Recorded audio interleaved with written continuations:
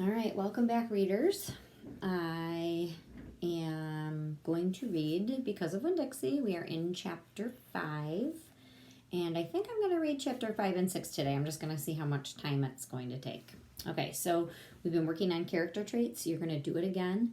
This time you're going to be doing a character trait, a character from your book with a trait, and then you're going to give me 2 examples in your book of how that character has those traits in your book. Okay, so this time you're doing a great job. I love all your videos. You're telling me great things about your character and you really have it down. So we're just diving into our character further. And so the more and more we get to know our character, the more and more we're going to get in. So this time you're going to do a character, you're going to do a trait, and you're going to do 2 pieces of evidence that go with it from your book. Okay, that's it. That's simple today. Okay, so chapter 5. Winn-Dixie couldn't stand to be left alone. We found that out real quick. If me and the preacher went off and left him by himself in the trailer, he pulled all the cushions off the couch and all the toilet paper off the roll.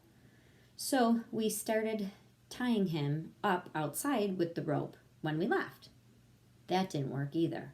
Winn-Dixie howled until Samuel, Mr. Deepweiler's dog, started to howl too. It was exactly the kind of noise that people in the adult trailer park did not like to hear.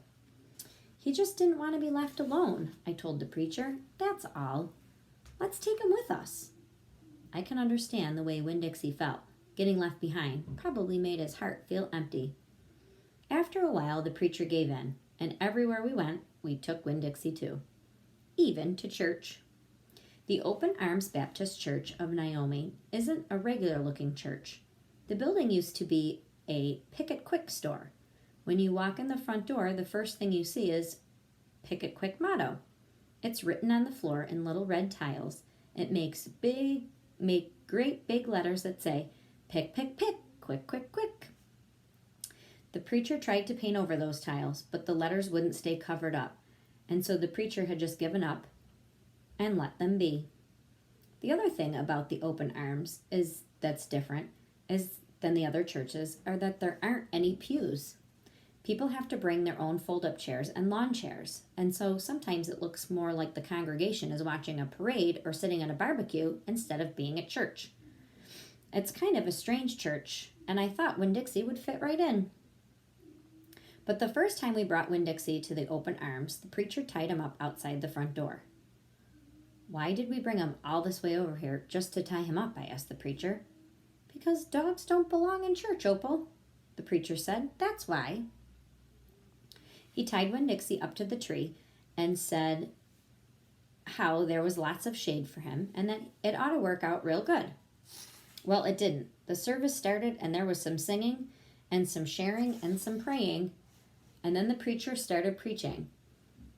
And he wasn't about 2 to 3 words in his sermon when there was this terrible howl coming from outside. The preacher tried to ignore it. Today, he said, "Arr," said Winn-Dixie. Please, said the preacher. "Arr," said Winn-Dixie back. Friends, said the preacher. "Arr," wailed Winn-Dixie. Everyone turned to their lawn chairs and fold-up chairs and looked at one another. Opal, said the preacher. Ow, said Winn-Dixie. Yes, sir, I said. Go get the dog, he yelled. Yes, sir, I yelled back. I went outside and untied Winn-Dixie and brought him inside, and he sat down beside me and smiled up at the preacher, and the preacher couldn't help it. He smiled back. Winn-Dixie had that effect on him. And so the preacher started in preaching again. Winn-Dixie just sat there listening to it, wiggling his ears in that way that he does, trying to catch all the words, and everything would have been all right, except a mouse ran across the floor. The Open Arms had mice. They were there from when the Pick It Quick was there, and there was lots of good things to eat in the building.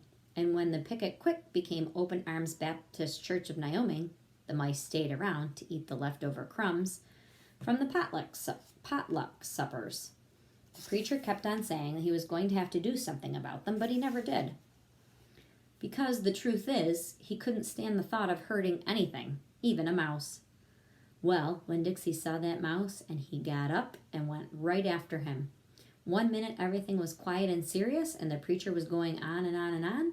And the next minute, Winn-Dixie looked like a fiery bullet shooting across the building, chasing that mouse. He was barking and his feet were skidding all over the polished Pick-It Quick floor, and people were clapping and hollering and pointing. They really went wild when Dixie actually caught the mouse. I have never in my life seen a dog catch a mouse, said Mrs. Nordley. She was sitting next to me. He's a special dog, I told her. I imagine so, she said back. Winn-Dixie stood up in the front of the whole church, wagging his tail and holding the mouse real careful in his mouth, holding on to him, but not quite squishing him. I believe that mutt has got some retriever in him, somebody behind me said. That's a hunting dog. Winn-Dixie took the mouse over to the preacher and dropped it at his feet. And when the mouse tried to get away, Winn-Dixie put his paw right on the mouse's tail. Then he smiled up at the preacher. He showed him all his teeth, and the preacher looked down at the mouse, and then he looked at Winn-Dixie, and then he looked at me. He rubbed his nose, and he got real quiet in the Pick-It Quick. Let us pray, the preacher finally said, for this mouse. And everybody started laughing and clapping. The preacher picked up the mouse by its tail and walked and threw it out the front door of the Pick-It Quick, and everybody applauded again. Then he came back in, and we prayed together. I prayed for my mama. I told God how much she would have enjoyed hearing the story of Winn-Dixie catching the mouse. It would have made her laugh. I asked God if maybe I could be the one to tell her that story someday. And then I got to talk to God about how lonely I was in Naomi because I didn't know many kids, only the ones from the church. And there weren't many kids at the open arms, just Dunlap and Stevie Dewberry, two brothers that weren't twins but looked like they were, and Amanda Wilkinson, whose face was always pinched up like she was smelling something real bad, and Sweetie Pie Thomas, who was only 5 years old and still mostly a baby. And none of them wanted to be my friends anyways. They probably thought I'd tell the preacher for every little thing that they did wrong, and that they would get in trouble with God and their parents. So I told God that I was lonely, even having Winn-Dixie. And finally, I prayed for the mouse, like the preacher suggested. I prayed that he didn't get hurt when he went flying out the door of the Open Arms Baptist Church of Naomi, and I prayed that he landed nice and softly on a patch of grass. All right, I'm going to stop there because the next part gets into her meeting some new people, and we'll get into that the next time because it's a short chapter, so I'll read two the next time. Okay, so your job then today, again, is to make sure that you have a character, make sure that you have a trait to go with your character, and this time 2 examples or 2 pieces of evidence from your story. Okay? See you later.